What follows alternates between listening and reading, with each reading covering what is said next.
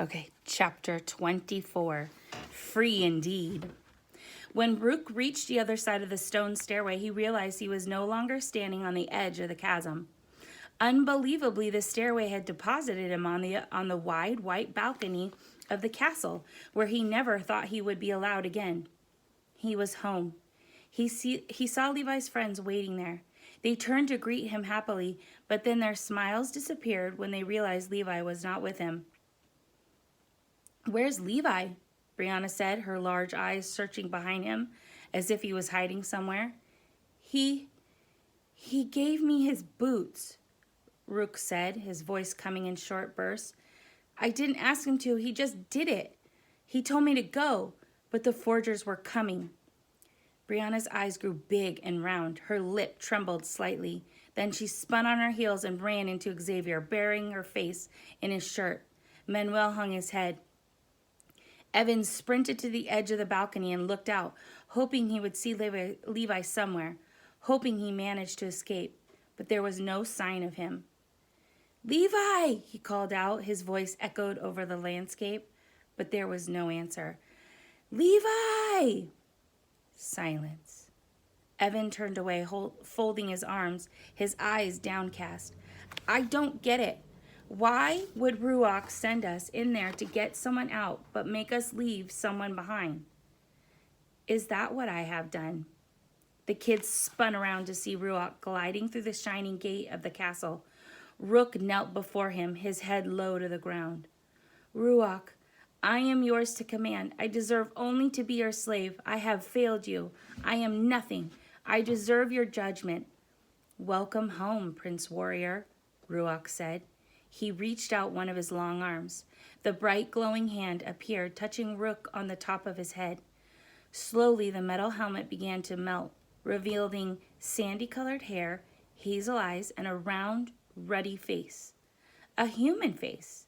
He was older than the kids had supposed, but not much older, perhaps mid-20s, but he looked as if he'd had a hard life.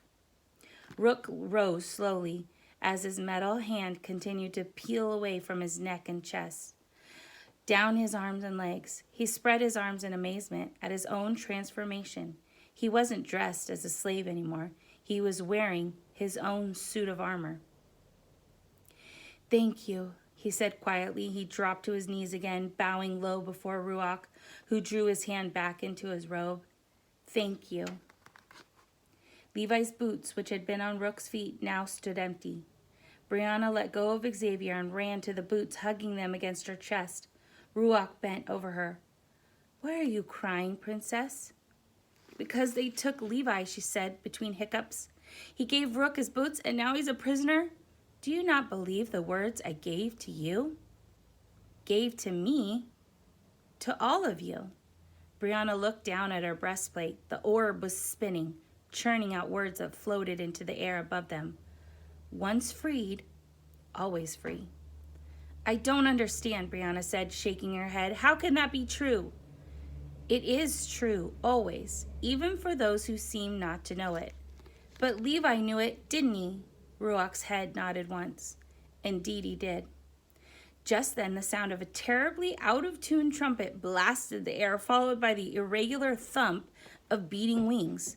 The kids and Rook turned, dumbfounded, to see Tanin, the dragon, coming in for a landing in the courtyard. They scattered quickly as he crash-landed on his belly, his giant wings flapping crazily, bellowing another trumpet call that made them cover their ears and shut their eyes. Tanin skidded to a stop inches from the castle gate. The kids opened their eyes, staring at the huge creature in confusion. What was Tanin doing here? Ruach hadn't summoned him, although Ruach seemed unsurprised by his arrival.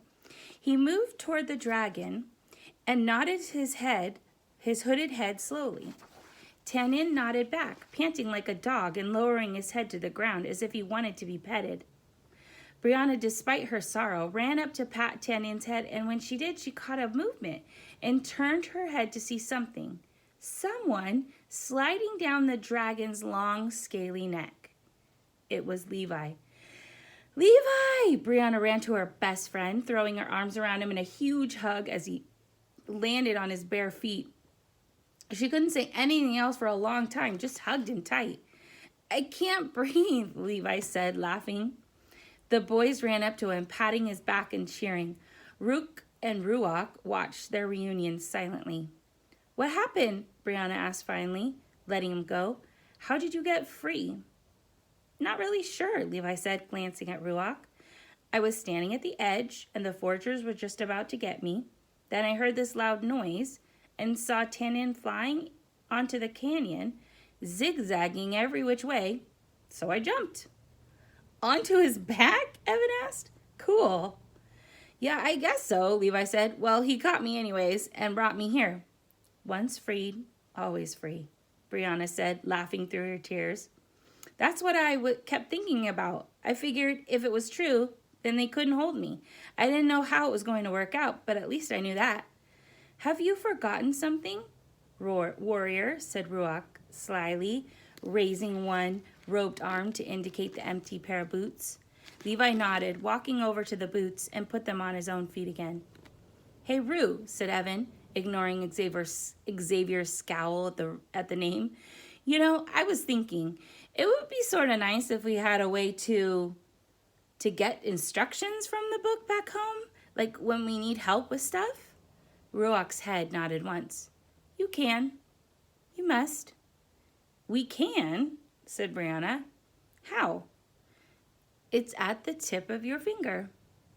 What does that mean, said Evan. But as usual, Ruach didn't explain. Instead, he motioned to the large entry doors. Your feast is waiting for all of you, Ruach said, giving a special nod to Rook, who bowed his head in gratitude. The kids raced each other into the feasting hall, all but Xavier, who hung back, moving to Ruach. He took the key from his boot and held it up before the guide. This opened the prison doors, he said. I was thinking maybe it was the key that was stolen. You know, the one that opens our doors in the cave? Ruach's hood twitched when he saw it. It is not that key, said the guide in a sonorous voice. Ooh, that's a good word.